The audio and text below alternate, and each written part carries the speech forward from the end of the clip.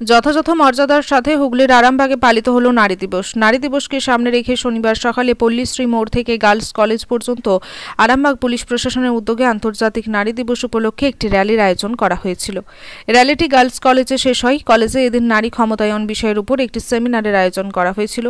আরামবাগে এজিআই অফিসের তরফ থেকে রথিন বিশ্বাস, সাব ইন্সপেক্টর অফ স্কুলস, তিনি কলেজ ও কয়েকটি স্কুলের সঙ্গে যোগাযোগ করেন এবং স্কুল পড়ুয়া থেকে শিক্ষিকা, আরামবাগ থানার মহিলা পুলিশ কর্মীরা এই অনুষ্ঠানে অংশগ্রহণ করেন।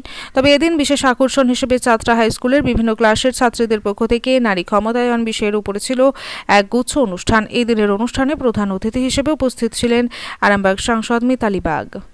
তাকে আমি একবার মঞ্চে আসার জন্য অনুরোধ করছি এবং ঐশ্বর্য ম্যাডামকে অনুরোধ করছি ওনাকে বরণ।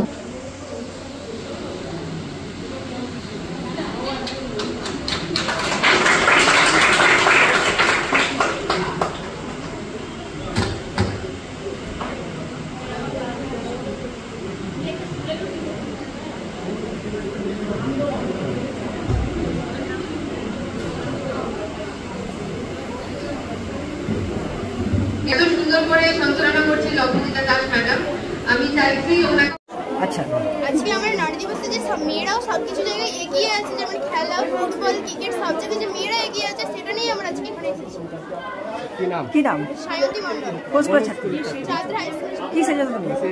একটা খেলোয়াড়, মানে যে মেয়েরাও সব জায়গাতে এগিয়ে থাকতে পারে। আমি আজকে নার্সে আছি। আজকে বিশ্ব নারী দিবস এবং এখানে আমরা দেখা পেয়েছি কোনো কিছু মেয়েরা পিছিয়ে নয়, সব কিছুই মেয়েরা এগিয়ে আছে এবং নার্স, ডক্টর সব কিছু আমাদের চাঁদা হাই স্কুল থেকে সাজানো হয়েছে আমরা খুশির জন্য এবং আমরা সাজিয়েছি। কি নাম তোমার? শিল্পা সাঁতরা। কোন স্কুলের ছাত্রী? কোন স্কুলের ছাত্রী? চাঁদা হাই স্কুলের ছাত্রী। আমার নাম আফরিন জাহান। আজকে নারী দিবস আমরা এর জন্য এসেছি যে মেয়েরা কোনো কিছুতে কম নয়। মেয়েরা প্রত্যেকটা ক্ষেত্রে এগিয়ে আছে, খেলাধুলা, চাকরি, মানে প্রত্যেকটা জিনিসে এগিয়ে আছে। আর এখন যে বাল্যবিবাহ চলছে সেটা যাতে বন্ধ হয়, এমন যেমন রেপ টেপ করা এগুলো যাতে বন্ধ হয়, আমরা যেন আরো বড় জায়গায় যেতে পারি, সের জন্য আমরা আজকে এখানে এসেছি। কি নাম তোমার? আফরিন জাহান।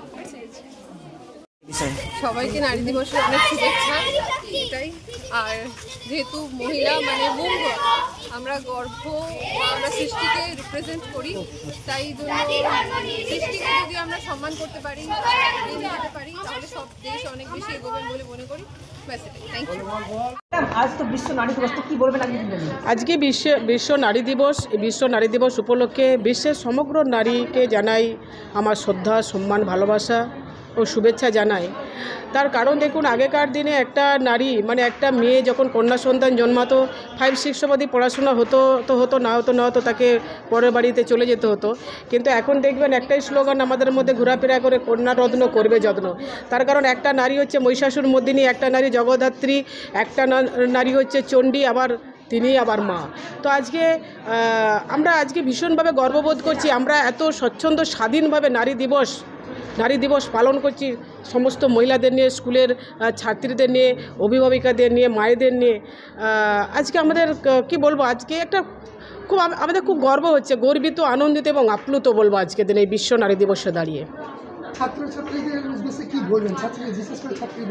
ছাত্রীদের উদ্দেশ্যে একটা কথাই বলবো যে স্বাধীন চেতা মনোভাব নিয়ে আমরা এগিয়ে যাচ্ছি, বা আমাদের মাননীয় মুখ্যমন্ত্রী মমতা বন্দ্যোপাধ্যায় যখন 2011 সালে ক্ষমতা এসেছিলেন, তিনি নারী ক্ষমতায়নের দিকে বেশি কিন্তু তিনি আগ্রহ বেশি জোর দেখিয়েছিলেন, বা ওনার বলে বলিয়ান হয়ে আমরাও কিন্তু এগিয়ে যাওয়ার চেষ্টা করে যাচ্ছি প্রতিনিয়ত।